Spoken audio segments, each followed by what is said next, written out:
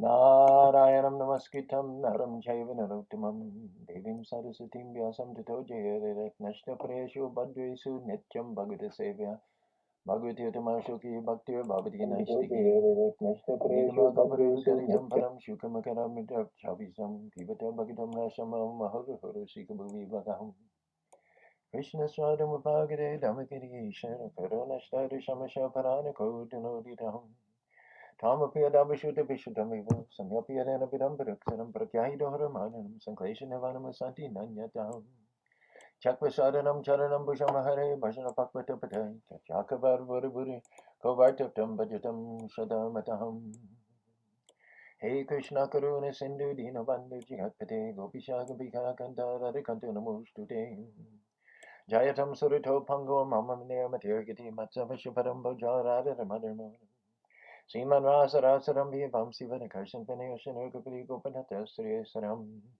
Divyad Vendaranya Kapadumada Srimad Nagana Shimashanishta Shri Sri Radha Govana Prastadavi Hey Savamana Namo Brahmanya Devaya Go Brahmanya Taya Jagaretaya Krishnaya Govinaya Namo Namaha Om Ganati Marandashyam Garangana Sanaka Chaksurin Militam Yanatashmai Sri Gurave Namaha Sri Chaitanya Manubhishtam Stapitam Yana Bhutare Swayam Rupakaramayam Darati Saparantikam Vandeham Siguru Siyata Parakamanam Shigurun Vaishnavam Sha Sigurupam Shigaram Sahagana Raganatam Vitam Stam Sadevam Sadvaitam Savarutam Parijana Sahitam Krishna Chaitanya Devam Sri Radha Krishna Padan Sahagana Ladita Shivishikan Vitam Sham Namam Vishnu Padaya Krishna Pasaya Bhutale Shrimati Bhakti Vedanta Shami Tanamanu Namaste Sarasati Devi Gauravani Pacharine Nirvishesa Sunyavadi Praskita Desadarine Sri Krishna Chaitanya Prabhu Nityananda Sri Advaita Gadadhar Shiva Sri Gaur Bhaktavinda Hare Krishna Krishna Krishna Hare Hare Hare Ram Ram Ram Hare Hare Ram Kishore's on with a vengeance. All kinds of hearts flying up in the sky. Good morning, Ram Kishore. He's got himself, what, a pair of bagpipes? Are you having them made or are you making them yourself? That wasn't clear to me, but they look awesome. Our main Kirtaniya here, Jai Krishna, for almost 40 years, is a great bagpipe aficionado. In fact, he heads up 2 bagpipe bands. He's often called upon to play at funerals and weddings. So you guys, I hope you guys are Facebook friends because you have a lot in common. Yes, having them made. So he's not making himself, he's having them made. Super. Let me know if you're friends with Jai Krishna or not, and I can make that happen if not. Postman. Ironically, Anjali is very prescient this morning because we're going to talk exactly about the guru being a postman, delivering the messages without interpolating and interpreting them with his own particular agenda. Bye, Bobby. Thank you for joining us from the other side of the wall here. Brent comes to the Sunday feast, and he always incites, if that's the right word, good, stimulating philosophical discussions. You're never talking on the mundane level with Brent. He's just got one of those special minds that dwells on a higher level. And so when you're with him, you're in the higher, you're elevated. That's all I can say. So thank you, Brent, for bringing all that consciousness with you whenever you come to the temple. He also comes on Thursdays and volunteers here with the lamas and all. He's going to India in March, I believe. Crest of Dawn, yes. Yes, we do have the pre-sunlight hours here. Thomas, he's at the Phoenix airport. I was going to ask you if you're still in Arizona. He had a lot of visits with Vyasaki, with Sandamani at their wonderful center there. And I assume he's headed back to the land of potatoes. I wanted to share something with you, but it just slipped my mind. Perhaps it'll come to me later. You'll be getting a whole new verse. I think we spent 9 segments on the 29th verse of the 5th chapter. It remains to be seen how long we'll dwell on this verse, but every verse is full of nectar. You could talk about it for weeks, if not months alone. In fact, going 8, 9, 10 sessions on each verse, I think indicates quite a bit of self-restraint on our part. So here, a new verse. Jnanam gayatam yattat sakshad bhagavatoditam anbhavocham gamishanta krupya dinavatsara. Narada Muni, of course, is speaking always here. Oh, the thing I wanted to share with you is if your stream, we're going from Zoom to Facebook Live, and I know that Jayasri Radhe has complained that it stops to buffer every once in a while, and it makes it almost impossible for her to stick with the cast throughout it. So I'd like to know if that's happening with any of you, because I could consider going directly into Facebook Live. I investigated it today, but to go from your desktop, it seems like you need extra streaming software. It's a little bit beyond my level of technical expertise. But if we're losing listeners, or if you're finding it difficult to stay with the podcast because of buffering that occurs apparently between the Zoom and the Facebook interface, let me know about it in the comment section, and then I can go to Facebook Live on my phone, but then you don't have all these sumptuous virtual backdrops that we've gotten addicted to. And it appears that to go to Facebook Live directly from the desktop, it's possible, but it's not clear exactly how to do it. There's all these options. So it talks about connecting with Streamable software, or pasting a URL, and it's beyond me. But if there's a lot of trouble amongst our regular listeners, and let me know if there is, I will start making those moves, the ultimate result of which will be we can go directly to you on Facebook rather than detouring through Zoom. Okay, business out of the way. As they were leaving, the Bhaktivedanta had spent 4 months in one place during the rainy season when it's hard to travel, muddy and uncomfortable, and created that sadhu sangha, that great association, that vortex of high-minded souls who discussing and churning name, form, pastimes, and activities of Krishna create a wonderful atmosphere. It says, Vasudeva Kata Krishna Purusham Puna Bhaktaram Shotarakaram Tat Padam Sadaram Yata. Wherever qualified speakers, realized experienced speakers, experienced in the soul, are gathered to discuss the pastimes, the kata of the Lord, 3 types of people are benefited: the speaker, the hearer, and anybody who happens to be within earshot. And that included the 5-year-old boy, Narada Muni. He took advantage of those assemblies to get within earshot and to drink the nectar. As a 5-year-old boy, we can assume he didn't understand everything that was being spoken. That's okay, it's absolute. The example is given, Swayam Vishwashavivaram Navakya Nadati Yogana Vanchito Pivya. You may understand how a medicine works, or you may not understand. But if you take the medicine, and it's the right medicine for what ails you, it will cure you. Whether you understand how it cures you or not, it doesn't really matter. That's secondary. The point is, you take the medicine, you get cured, you get back to your normal, pain-free activities. The understanding of how that happens is not a prerequisite for getting cured. And so a 5-year-old boy listening to the exalted discussions of the Bhaktivedantas. Radhika Raman was talking on one seminar that he gave in San Jose with Vaisheshika and the devotees about how he did his PhD thesis on one line of Jiva Goswami's Satsandarbhas. Radhika Raman is the most intelligent person I know, and he's the most devotional as well.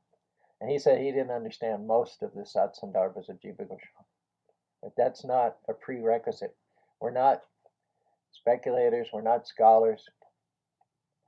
We approach the Lord through devotion. The Janma Nanam Mahatova Shobhagan Navana Burish Nagada Kiryadvisharavana Chakara Shaka Balalakshmananara.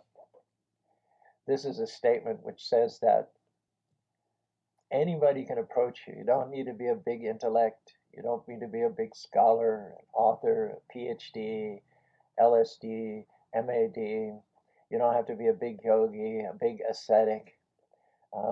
Look at the monkeys. Look at the monkeys in the forest. They were befriended by Lord Ram. They served him. with their heart and soul, and they got his eternal association in the spiritual world. So monkeys, unschooled, uncultured, forest denizens, dwellers of the jungle, can get the mercy of Lord Ram, certainly that should give us hope. Or those of us who are denizens of the modern municipal jungles of concrete and crime. If those monkeys could get the association of Lord Ram, then these monkeys have every hope for achieving that same exalted platform, the shelter of the Lord's lotus feet. But in order to do that, what's stressed here is you have to hear exactly. You have to take the knowledge, you have to take everything exactly as the realized souls have passed it down. We have snow, not too much in Utah, not as much as you think, but there are 2 or 3 normally, pretty heavy snowfalls. And so if someone has walked through the snow and made footprints in snow that's 18 or 24 inches deep, then you want to follow exactly in their footprints. You don't need to break a whole new path through the snow yourself and exert yourself in that way. It's totally unnecessary, repetitive, and redundant. You just put your feet in the holes that the person who's gone before you has done. That way you're just walking with very little extra endeavor than you would be walking on a spring day in your bare feet. Well, you get to where you need to go in the quickest way and with the least amount of friction. So similarly, it's important to follow exactly as the previous predecessors have done, to speak exactly what they speak, to eat what they speak, to follow their instructions. It is said, Yare Degi Tarikau Krishna Upadesh Amaragna Taradesh. By following the orders of Sri Chaitanya Mahaprabhu, anybody can become elevated to that position where they're tasting the fruits of immortality. The only qualification is they have to be very serious about hearing everything exactly, not adding, subtracting, interpreting, or interpolating. And the problem is that although there are, 3,000 editions of the Bhagavad Gita, so-called translated in English, there is only one, amongst all those, there's only one Bhagavad Gita as it is. And I was chuckling at Anjali's comment earlier, Caru postman. I don't know if I'm the postman, but Prabhupada compared himself to a postman. He said, people tell me, Swamiji, you've done so miraculous work in the Western countries. You must have mystic powers. Prabhupada said, I don't have any credit. I don't have any mystic powers. He says, the only thing to my credit is that what I got from my spiritual master, I repeated it exactly. Therefore, I compare myself to a postman. Postman's job is to take the letter from its source and make sure it gets to its intended destination. That's it. He doesn't open the letter, read it, add something, edit it, subtract things, and reseal the letter, and then deliver. He keeps the letter just as it was originally written and delivers it intact and exactly to the recipient. So similarly, the system which is given in the Bhagavad Gita for understanding the Gita itself, just like you have the medicine. Okay, so there's some pills in a bottle. What do we know about that? Do we know from what herbs, what sources those pills are synthesized? Do we know how they act in the body to address the dysfunction that we're suffering from? Probably not. Probably not. We don't need to know all those details. We're not scientists, we're not chemists, we're not pharmacists. But there is one thing we do need to know. I think you'll all agree with me. What is that? We need to know what those pills are for and the frequency with which we should take them, with or without food, once a day, morning, evening, twice a day, morning and evening. And this is a pain reliever. This will address your head cold. Now they have oral anti-COVID pills. We can't just take any pill for any reason at any whimsical intervals. We have to know what the pill is for, in what strength to take it, and how often to take it. So similarly, in the Bhagavad Gita itself, Krishna tells us how to take the Bhagavad Gita and when to take it, and most importantly, who to take it from.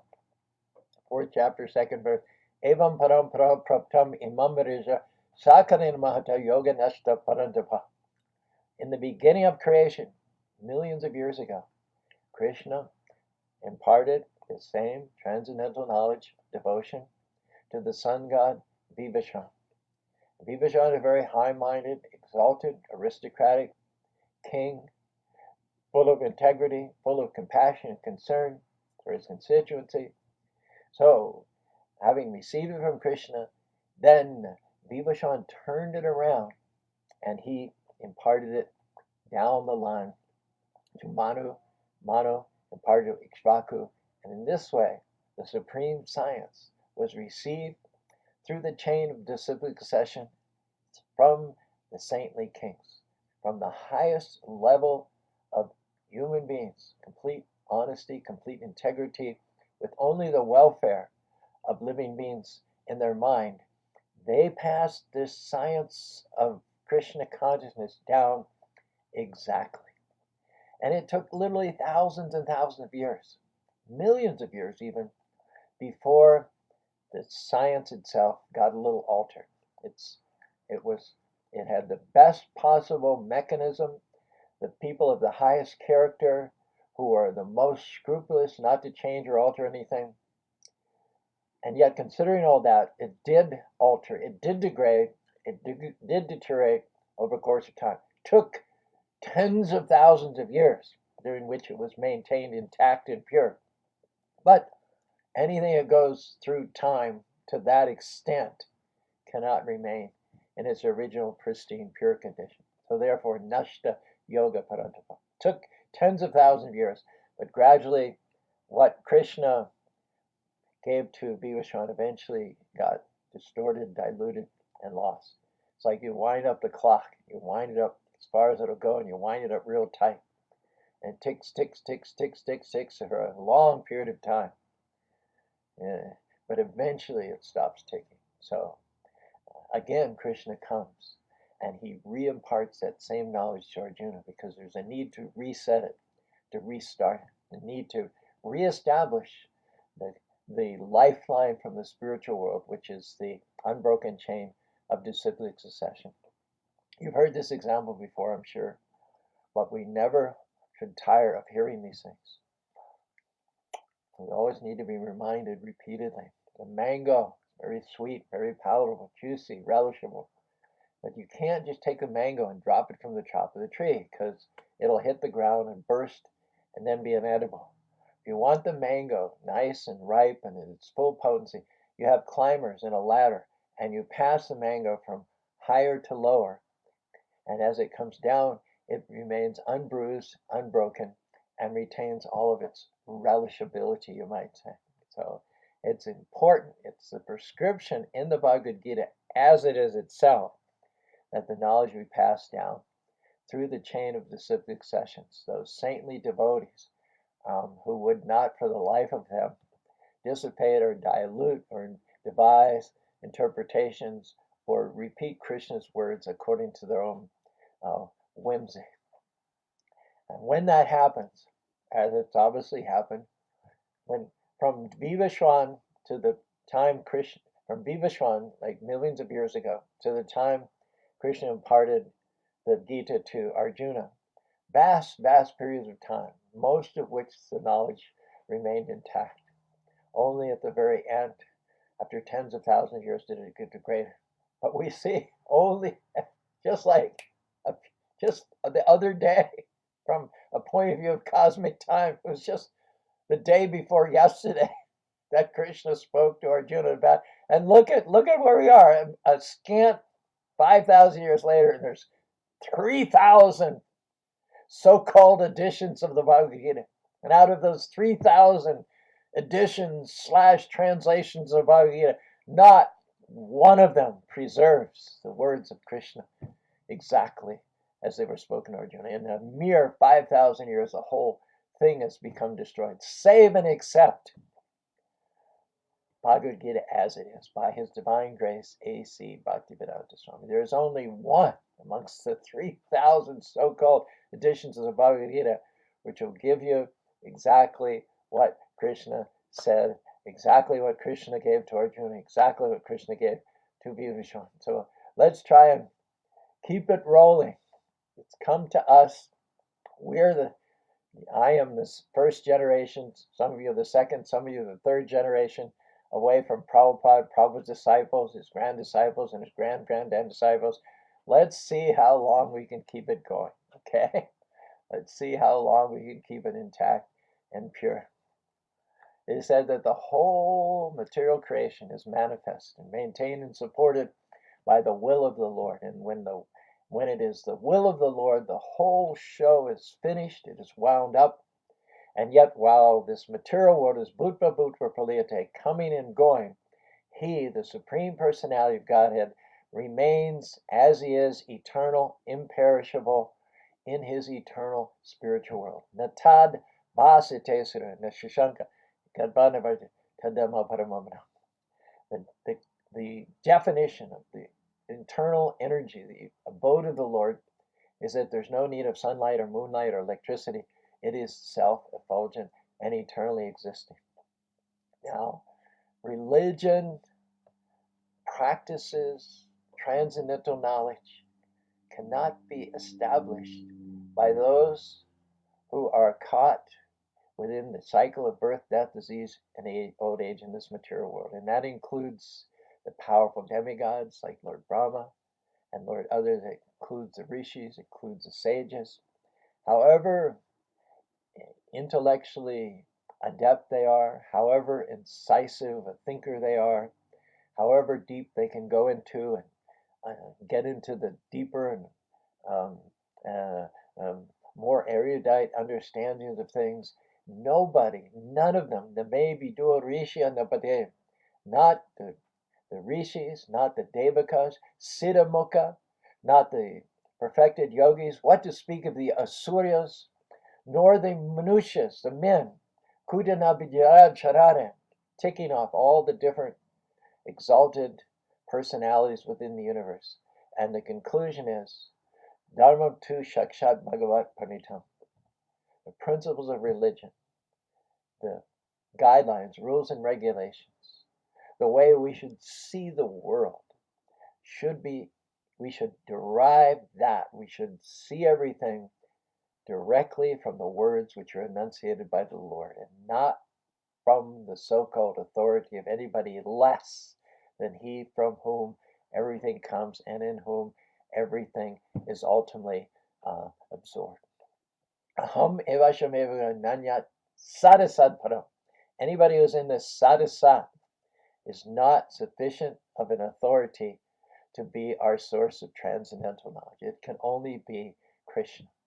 Brahma, who is the head of our sampradaya, received the knowledge from Krishna in the very beginning of creation. He appeared, Atmabhu, from the lotus flower. He looked around him, everything was dark. He did his own investigation. He crawled down the stem of the lotus flower, and after so many years, he didn't find anything substantial. He crawled back, and then he heard these two syllables echoing to him from out of the darkness, Tapa. He did austerities for 1,000 years, and finally, at the end of that, he came face to face with Krishna, at which time Krishna imparted to him the knowledge, the engineering skills, by which he could not only create this physical phenomenon world, but he could also articulate the absolute truth and pass it down in disciplic succession. So it said, Tene Brahmarida ya Adi Kavaya Moyanti Yatsuru, Tejovari Miram Tata Binu Mutichargamisham, Damno Sheda Narashta Kuris Patam Satyam Dimahi. The Supreme Lord imparted transcendental knowledge into the heart of Lord Brahma, the result of which is that Brahma was empowered to create the entire material world. Some people see Brahma as supreme. If you ask most people who's God, they'll say he's the creator. And because Brahma creates this universe, Many people mistake Lord Brahma for being the Supreme. And yet Brahma himself says, Ishvara Parama, above me and above, in fact, so many other Brahmas, there is Satchidananda Viganadhira Govindam. There is that personality who has a body full of knowledge, bliss, and eternity, who is the cause of all causes. It is he who is the source of everything. Maya taramidam sarvam jigadabid machstani sarva nachaham veshuva. Krishna says, I pervade and support all the material and spiritual worlds. I am in everything. Everything rests in me. And yet, at the same time, I am a part. That means those who are in this material world who are captivated by the illusory energy, they can never know the Lord. Neither can they be such authorities that we get everything verbatim from them as the absolute truth. That's the statement of Lord Brahma himself, who is the greatest of the demigods. And he is praying for the mercy of Krishna. This Krishna form existed before Brahma, before the sun, before the moon, before the stars. It is by the diffusion of Krishna's external material energy that this whole material world manifests itself for some period of time, and it is by the will of the Lord that it is wrapped up finally at the end of the time of annihilation. But the Lord himself, although he is this material world, is nothing more or less than the diffusion of his various energies, he remains separate. Esha stita bragnatama nevam prapamimoshin. Esha Brahma Siti now Nevam Prabhu Stid Bashamandi Brahmani Ramichati says that just as fire can be in one place and at the same time diffused a large distance away through its energies, light and heat, Krishna is one complete, independent, eternal living being, separate and removed from this material creation. At the same time, through his various energies, he is non-different from this creation. Everything in this creation rests upon him. But he himself is distinct and separate. We have this quote from the fourth canto of the Srimad Bhagavatam. Dhruva Maharaj, in fact. Tiryad nagadvija sarisivadevadaicha marjarabhi paricham sarasad vishasham rupam stavishamaja maharadirakam nata param parama vedmi nayatra vadha. Oh, my dear Lord, I know that the different varieties, Tiryad nagadvija sarisivadeva, he talks about birds and beasts and snakes and mammals and reptiles and plants and trees. And he says this material world is diffused with 8,400,000 different species of life, from the demigods like Lord Brahma down to the worms and stool. There are Jala Navadakiri Stavara, 900,000 different forms in the waters. There are 2 million on land. There are non-moving trees and insects. There are reptiles. There are birds. There are aquatics. But this form, which I am seeing before me, Dhruva says, is not generated by the modes of material nature. This form has never been experienced up until this very moment in time. This form has remained separate and indiscernible by conditioned souls in this material world. It is only by the devotion that Dhruva exercised in order to please the Lord that that form has approached from the realms beyond our power of discernment. And by his grace, Atapi Tedeva Padambujabaya Prashadala, by his prashad, by the mercy of the Lord, being attracted, just like a fish is attracted by a hook. Similarly, it was the devotional attitude, the never say die, the Krishna or bus determination of Dhruva Maharaj that the Lord was attracted and appeared before him. And when Dhruva saw that form, he said, this is not any of the 8,400,000 forms of conditioned species of life. This form was not generated by the combination of earth, air, fire, water, mind, intelligence, false ego. Just the opposite.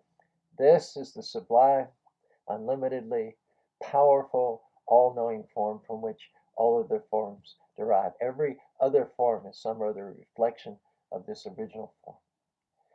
Krishna says, Mayatanamiram Jagadabhyakta, in an unmanifested, unseen form, I pervade Majstani, so I pervade and support all living beings are resting on me. Just like you can't see the air, but it's keeping the cloud floating. The cloud is being supported by something. That something is unseen, but we know something is there.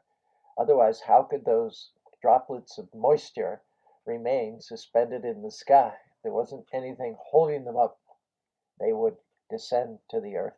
We can't see it. So Krishna says, in my abhyakta morten, in my unseen form, Machstani Saru, I pervade, support, and uphold all living beings. I am everything, but I am at the same time apart. All beings are in me, but I am not in them. Now, the mistake that the Maya bodies, the impersonalists make is they think, well, God's spread all over, God's everywhere. He's abhyakta mortinam. In his unmanifested, unseen feature, he's all pervasive, so he has lost his original personal existence. Well, this is not a spiritual way of thinking. This is a material way of thinking. Material things are limited. If you have $100 and you spend $50, then you only have $50 left. Your original stock is cut down by half. If you have a piece of paper and you tear it up into 1,000 different little, pieces of paper, the original piece of paper is lost. Now that's true for matter, but it's not true for the absolute truth. The absolute truth is Om Purnamada Purnam Purnamadashi Purnasya Purnamiva Vishishate. However many expansions, however many worlds or universes emanate from him, he still remains intact, fully potent, fully integral. The example is given that the king heads up the government. The government is nothing but a manifestation of the king's energy. And the different governmental departments are nothing really but the energy of the king. So every department is resting on the king's power. In America, we have the president, and then we have his cabinet ministers. It used to be 10 cabinet ministers. I think they probably expanded it since I was in grade school learning about political science. But anyway, those cabinet ministers, Minister of Health, Minister of Defense, Minister of Education, they may seem to be independent and autonomous in their own departments. And if you're an employee of that department, you should think so. You should think that the cabinet minister in charge of your department is God. You should think that. You should act that. That will ensure that you ensure job security. But we know on a higher level, each and every one of those cabinet ministers meets with the president periodically, gets their marching orders from him. And if they fail to please the president can remove them and replace them. So in the same way, all the departments in this material creation are answerable to and dependent upon the sanction and the power of the Lord. At the same time, being all powerful, the King or the Lord is not obliged to be personally present in each and every nook and cranny of his creation. That, in fact, is the symptom of a very powerful man. The more powerful a person is, the less he personally has to do. And the less powerful he is, the more he has to do. Sometimes you have to chuckle at the fundamentalist Christian idea of insistence on one God. Yes, there's one God. But not to accept that God expands himself into Shiva, Brahma, Ganesh, Lakshmi, Kali, Durga, all these. Not to accept that God, being all powerful, can expand himself, but keeping God limited to one form, one manifestation, puts God in a very awkward position, as if you could even do that. But you're saying that God is all powerful, but at the same time, he has no means of doing he's obliged. Your idea of one single God and one God only sort of obliges him to do everything himself, and that demeans God, that reduces God, that overburdens God, that would have to stress God, that would have to, in fact, you might go so far as to say, as to age God. So you might be talking about Brahma, the creator of the universe, but you're not talking about the ultimate supreme omnipotent Supreme Personality of God, who, out of compassion for the souls who are separated from him and become conditioned by birth, death, disease, and old age, and who, according to the varieties of the material desire, appear amongst the 8,400,000 species of life, that Lord spoke face to face to Arjuna in the battlefield of Kurukshetra and said, Natu evam jajunasham natum nema nachaiva udabhisidi sarvavayam ataparam, said to Arjuna, because you're my devotee and my friend, I'm giving you this knowledge. And the keystone of the knowledge is that God and the living being are two. It's not that Krishna can become Arjuna and Arjuna can become Krishna. Throughout the Bhagavad Gita, throughout the Srimad Bhagavatam, you have repeatedly the knowledge referred to as Guhyatama. It's confidential knowledge. What is the source of the word confidential? It means confiding. Who confides? Friends, intimates. You don't confide in a stranger. You don't confide in a distant, remote relative. You don't confide in a politician in Washington, D.C. You confide in that personality who's closer to you than a brother.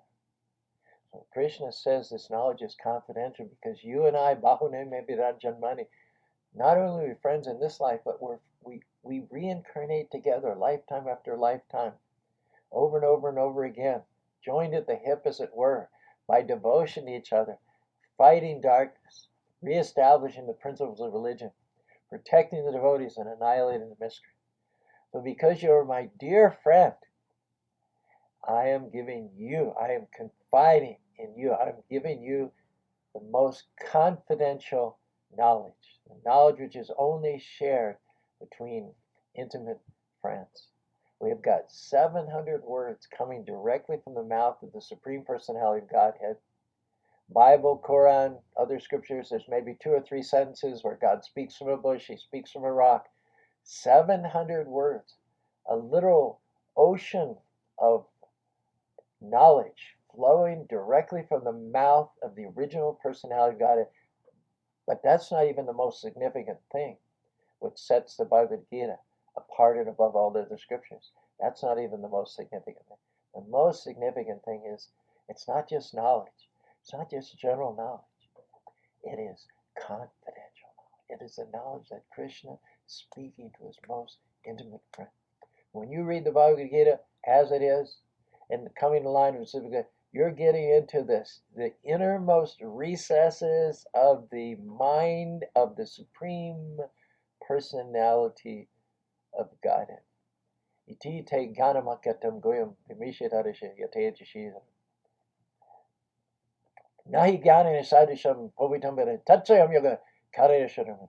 This knowledge is the mature fruit of all mysticism. There's nothing higher than this. This is not ordinary knowledge. This is not knowledge of how to fix a car, or how to build a house, or knowledge of how to keep your accounts, or knowledge of how to cook. This is not knowledge of how to maintain your material body. This is not even knowledge of the impersonal, all-pervasive aspect of the Lord. This is not even knowledge of the Lord who resides within your heart. This is confidential. This is knowledge which can only be received face to face from the original source of all emanations and all incarnations. Now, this knowledge is the Prachaksha Susukam Katanamanu, the highest, the purest, the most confidential, and it is also the most blissful. Ahushtam Risha Devashi Narada Swayam Chava Bravisi Me. It said, this is the knowledge after which is all the saints, all the sages. Iti te gyatamam pravakshami. This confidential knowledge, which goes from the innermost recesses of the heart of the Supreme Personality of Godhead, becomes verbalized into the ear of Arjuna, and then written down as it was heard by the scribe Sanjaya. This knowledge is for those who are not envious of Krishna. Those who are envious of Krishna can never be privy to the confidential utterances of the Lord. They may hear them, but they will not understand them. They're disqualified because of their enviousness of the Lord. They're wanting to compete or replace or supplant the Lord in some way, shape, or form or other. They can hear it, but they won't understand. And they certainly won't have any priority of hearing it from a devotee of Krishna. So the topics discussed in the Bhagavad Gita, they're related to devotional service. And as you progress in the Bhagavad Gita through the 7th and 8th, and then to the 9th chapter is called the most confidential knowledge. Before we talked about what devotional service looks like. What's the importance of devotional service? Who has practiced devotional service?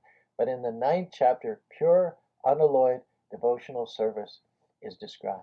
So in the 9th chapter is called confidential knowledge. One who is absorbed in the devotional service of the Krishna is not anything to do with this material world. He is buffered, he is protected, he is buoyant by virtue of his devotional service. Though in the world, a devotee engaged in the service of the Lord, according to the instructions of his spiritual master, has no material pangs. Yukta hara viharasya, yukta jaya, yukta shapna, yoga bhavati. He doesn't eat too much, he doesn't eat too little, he doesn't sleep too much, he doesn't sleep too little.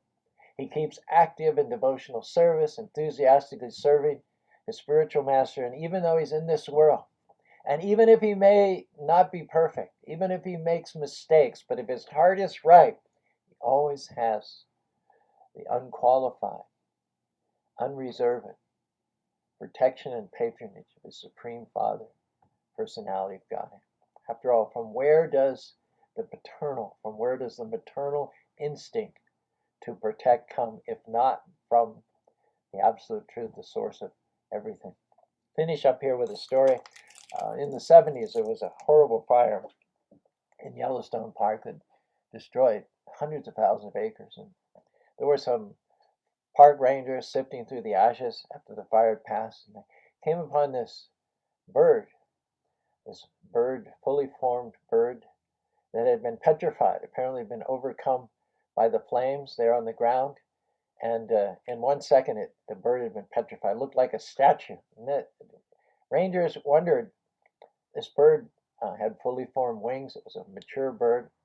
It was obviously capable of flying. So why the bird had not flown above the fire, taken advantage of its God-given wings and avoided the fire by flying above them. And as they mused and speculated in this way, from underneath the wings of that bird came these little chicklets. Cheep, cheep, cheep, cheep, cheep, cheep, cheep, cheep. So they figured out that what that mother bird had done was buffer and protect. She sacrificed her life by staying on the ground, and she put her wings over those little babies. So that protected them from the fire. It killed her, but she sacrificed her life. So from where that maternal instinct comes, if not from the Supreme Personality of Godhead. Krishna is inviting us in the Bhagavad Gita. My wings are out, my protection, my love. I will be your shield. I will be your tower of strength. You come into my shadow. You take shelter of me. Maya Shakta Manapado Yogam Asamsam Samagam Yata Jignashi Touchnu. Step forward, approach the bona fide, authorized representative of me. Hear the knowledge of Bhagavad Gita exactly as it was spoken. Receive it in your heart. Render service with a grateful heart, and there will be nothing that I will withhold from you. The very vaults of heaven will open up and shower with blessings, with joy, with peace, with meaningfulness, purpose, intimate relationship, influence, power. Nothing will be withheld from one who accesses the unlimited power of God through the authorized chain of disciplic succession.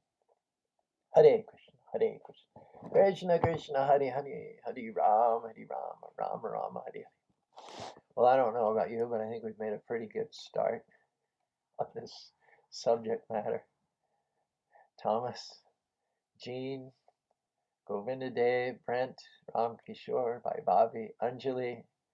This it's just called Hearing Exactly from the Lord, but it could have had Postman in the title. That was quite prescient of you, Anjali. Thank you very much. Ram Kishore.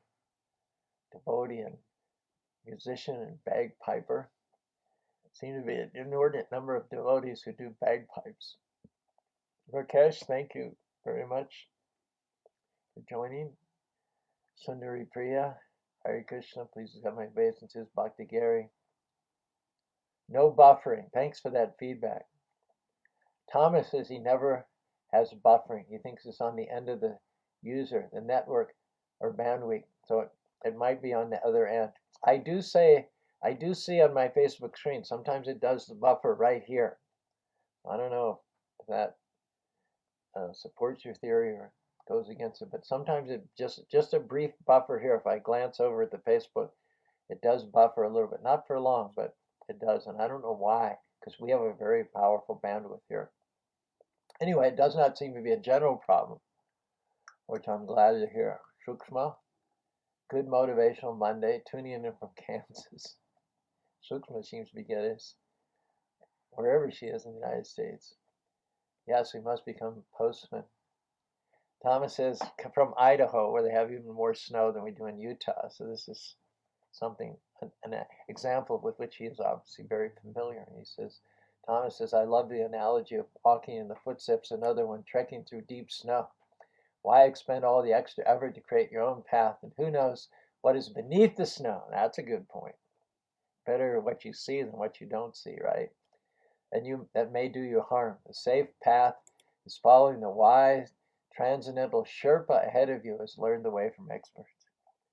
Yes, amongst teachers, spiritual masters, a Sherpa take us to the top of the highest mountains. And only, Thomas continues here later, and only follow footsteps of one who truly knows the way, otherwise you may be in as much danger trying to make your own path. Truer words were never spoken. Govindamari Purisham Tamahang Bhajami. Anjali and I have a monthly conversations coming up later on this week. She likes the example of following in the snow, but it makes her feel cold. She's from Phoenix, Arizona. Jean says, thank you. Thank you. Raquel, Hare Krishna. Thanks for jumping on. All right, we started. We made an impression now with this 30th verse, 5th chapter, 1st canto Bhagavatam. We'll continue to follow in the footprints of the previous acharyas tomorrow for Transcendental Tuesday. Meantime, have a great Krishna conscious day.